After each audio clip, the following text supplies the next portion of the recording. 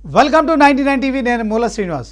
ఇక తెలంగాణ రాజకీయాల్లో ఇటీవల చోటు చేసుకున్న సంఘటనపై తాజా రాజకీయ వర్గాల్లోనే కాదు సామాన్య ప్రజల్లో కూడా ఒక విస్తృతమైన చర్చ జరుగుతోంది. ముఖ్యమంత్రి రేవంత్ రెడ్డి అసెంబ్లీ వేదికగా మాజీ ముఖ్యమంత్రి కేసీఆర్ను మర్యాదపూర్వకంగా కలవడం అనేది సాధారణ దృశ్యంలా కనిపించిన దాని వెనుక ఉన్న అర్థాలు మాత్రం లోతైనవిగా కనిపిస్తున్నాయి. సో ఈ సంఘటనను రాజకీయ పరిపాలన వ్యూహాత్మక కోణాల్లో కనుక విశ్లేషిస్తే ఇది కేవలం వ్యక్తిగత మర్యాదకి పరిమితం కాకుండా కొత్త ప్రభుత్వ శైలిని కూడా సూచించే విధంగా ఇది ఒక సంకేతంగా కూడా కనిపిస్తోంది. సో ముందుగా ప్రజాస్వామ్య మర్యాద అనే అంశాన్ని మనం పరిశీలించినట్లయితే అసెంబ్లీ అనేది వ్యక్తుల కంటే సంస్థలకు ఎక్కువ ప్రాధాన్యం ఇచ్చే వేదికగా మనం చూడొచ్చు. సో ప్రజల చేత ఎన్నికైన ప్రజాప్రతినిధులు ఇక్కడ ప్రజల తరపున మాట్లాడతారు. అలాంటి వేదికపై ఒక ప్రస్తుత ముఖ్యమంత్రి అయిన రేవంత్ రెడ్డి తనకు ముందు అదే పదవిలో ఉన్న వ్యక్తి అయిన కేసీఆర్ను గౌరవంతో కలవడం అనేది మాత్రం ప్రజాస్వామ్య సాంప్రదాయాలకు అనుగుణంగా ఉన్న చర్యగా మనం దీన్ని చూడవచ్చు. సో రాజకీయంగా ఎలాంటి విభేదాలు ఉన్నా సంస్థాగత గౌరవం అనేది నిలబడాలనే భావనను కూడా ఇది ప్రతిబింబిస్తుంది. ఇది ఒక రాజకీయ సంస్కృతిని గుర్తు చేసే ప్రయత్నంగా కూడా చెప్పవచ్చు. ఇదే క్రమంలో ఇక ఈ కలయిక పరిపాలనా స్థిరత్వం గురించిన సందేశాన్ని కూడా ప్రజలకు పంపిందని చెప్పడంలో ఎలాంటి సందేహం లేదు. సాధారణంగా అధికారం మార్పు జరిగినప్పుడు ప్రతీకార రాజకీయాలు, గత పాలకులపై కక్ష సాధింపు చర్యలు ఉంటాయనే భావన ప్రజల్లో ఉంటుంది. అయితే ఈ సంఘటన ద్వారా మాత్రం కొత్త కాంగ్రెస్ ప్రభుత్వం మాత్రం సంఘర్షణాత్మక రాజకీయాల కంటే పరిపాలనపైనే దృష్టి పెడుతుందనే సంకేతం ఇచ్చిందని చెప్పుకోవచ్చు.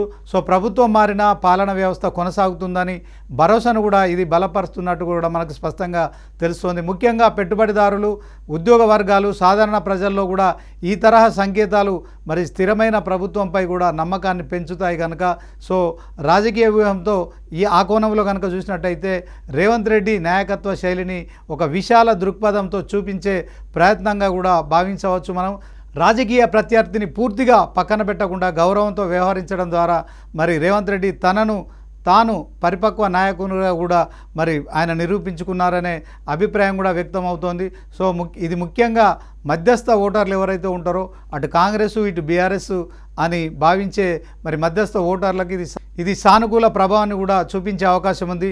రాజకీయ విమర్శలకు కూడా అవకాశాన్ని తగ్గించే విధంగా కూడా రేవంత్ స్వయంగా వెళ్ళి మాజీ సీఎం కేసీఆర్ దగ్గరికి వెళ్ళి ఆయనను పలకరించడం, షేక్ హ్యాండ్ ఇవ్వడం కావచ్చు, తర్వాత ఆయన వ్యక్తిగతమైన అంశాలు కావచ్చు, ఆరోగ్యపరమైన అంశాలు కావచ్చు మాట్లాడుతున్న సందర్భంలో నిజంగా శత్రుత్వం కన్నా ప్రజా ప్రయోజనాలే ముఖ్యమనే విషయాన్ని కూడా బలపరుస్తున్నాయి. సో అదేవిధంగా మాజీ ముఖ్యమంత్రి కేసీఆర్ పాత్రకు ఇచ్చిన గుర్తింపుగా కూడా మనం ఈ సంఘటనను చూడవచ్చు.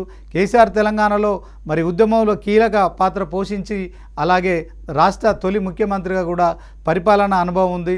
సో ఇలాంటి నేపథ్యం ఉన్న వ్యక్తిని వ్యక్తిగత విమర్శలతో కాకుండా ఆయన పాత్రకు గౌరవం ఇవ్వడం అనే దృక్పథం ఏదైతే ఉందో ఈ కలయికలో కనిపిస్తోంది. ఇది రాజకీయంగా భిన్నాభిప్రాయాలు ఉన్నప్పటికీ కూడా చరిత్రను పూర్తిగా తిరస్కరించకూడదనే భావనను కూడా సూచిస్తోంది.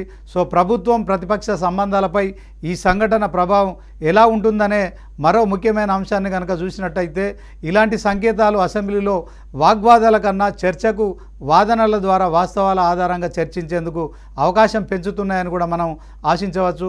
అయితే ఒక్క సంఘటనతోనే రాజకీయ వాతావరణం పూర్తిగా మారిపోతుందని చెప్పడం అతిశయోక్తి అవుతుంది. రాబోయే రోజుల్లో అసెంబ్లీలో ప్రవర్తన, విధాన నిర్ణయాలు, విమర్శల తీరుపై కూడా ఆధారపడి మాత్రమే దీని నిజమైన ప్రభావం ఉంటుందని తెలుస్తోంది.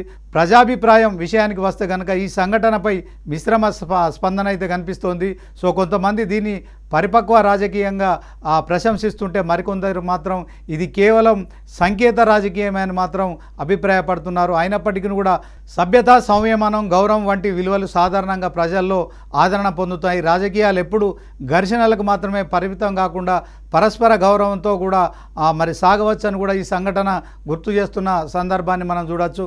మొత్తానికి సీఎం రేవంత్ రెడ్డి మర్యాదపూర్వకంగా కలవడం ఒక ప్రాముఖ్యత కలిగిన చర్యగా కూడా మనం చెప్పుకోవచ్చు. ఇది ప్రజాస్వామ్య మర్యాదను కాపాడే ప్రయత్నంగా కావచ్చు, అలాగే పరిపాలన స్థిరత్వానికి సంకేతంగా చూడొచ్చు. అలాగే కొత్త ప్రభుత్వం రాజకీయ శైలిని వ్యవహరించే వ్యూహాత్మకంగా కూడా దీన్ని భావించవచ్చు. సో దీని అసలైన ప్రభావం మాత్రం రాబోయే రోజుల్లో ఖచ్చితంగా అసెంబ్లీలో జరుగుతున్న చర్చలు కావచ్చు, ప్రభుత్వ నిర్ణయాలు కావచ్చు, ప్రతిపక్షంలో ఉండే మరి నాయకులు వ్యవహరించే తీరుపై కూడా ఆధారపడి ఉంటుంది. అయితే ఈ సంఘటన తెలంగాణ రాజకీయాల్లో ఒక సానుకూల సంకేతంగా గుర్తుండిపోయే అవకాశం మాత్రం ఖచ్చితంగా కనిపిస్తోంది. అయితే ఈ సాంప్రదాయం అసెంబ్లీలో మాత్రమే కాకుండా పాలకపక్షం ఎప్పుడు కూడా ప్రతిపక్షంను ప్రజల గొంతుగా వినిపిస్తున్న పార్టీలుగా చూడాలి. అదే క్రమంలో వారు చేస్తున్న విమర్శలను కూడా సహేతుకంగా ప్రజలకు సమాధానం ఇచ్చే అవకాశం కూడా చూడాలి. ఇక ప్రతిపక్షాలు కూడా ప్రజల తరపున ప్రశ్నించే బాధ్యతను కూడా తీసుకోవాలి. రాజకీయ పార్టీలుగా ఎన్నికలప్పుడు మాత్రమే కాదు, ఒకరిపై ఒకరు తీవ్ర స్థాయిలో మాటల తూటాలు పేల్చినా పర్వాలేదు, కానీ ఎన్నికలు పూర్తయ్యాక మాత్రం అందరూ కూడా ప్రజలకు ఇచ్చిన హామీల నెరవేర్చడానికి మాత్రమే ఆలోచన చేయాలి. ముఖ్యంగా అసెంబ్లీ మండలి సమావేశాలు జరిగే క్రమంలో మరి ఆ సమయాన్ని పూర్తిగా ప్రజా సమస్యలను పరిష్కరించే వేదికలుగా మాత్రమే భావించి ప్రజా సమయాన్ని, ప్రజా ధనాన్ని వృధా చేయకుండా చూడాలి. ఆ దిశగా రాబోయే రోజుల్లో అసెంబ్లీ మండలి సమావేశాలు జరగాలని కూడా కోరుకుందాం. కేవలం అసెంబ్లీలో మాత్రమే కాకుండా బయట కూడా మాట్లాడుతున్నప్పుడు ప్రజాప్రతినిధులు విమర్శలు కూడా అలాగే చేయాలని కూడా కోరదాం. అదే క్రమంలో రాజకీయ నాయకులంతా మరి అందరికీ ఒక సూచన చేస్తున్నాం.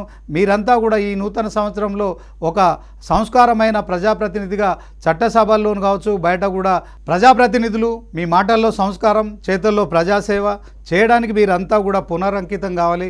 మరి 99 తరపున మేము ఇదే కోరుతున్నాం. అందరికీ కూడా మరొకసారి 2026 నూతన సంవత్సర శుభాకాంక్షలు కూడా చెప్తున్నాం. Thank you.